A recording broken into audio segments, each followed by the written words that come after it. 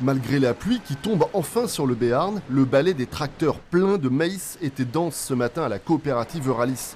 La collecte a presque un mois d'avance, la sécheresse et les fortes chaleurs sont bien sûr responsables d'une forte baisse des rendements et des volumes. On passera de 600 000 tonnes habituellement à 360 000 cette année. Les opérations de traitement du maïs sont donc recalibrées. On a forcément redimensionné notre dispositif de collecte, de séchage et de stockage pour tenir compte de la baisse des volumes. Donc plusieurs sites ont dû être fermés, d'autres ont été mis en sommeil. On ne sèche pas cette année sur l'ensemble des sites de la coopérative. Et puis pour les agriculteurs, il y a un impact fort de l'augmentation des coûts de l'énergie. La coopérative est obligée de répercuter, au moins en partie, les augmentations des coûts de l'énergie, notamment gaz et électricité.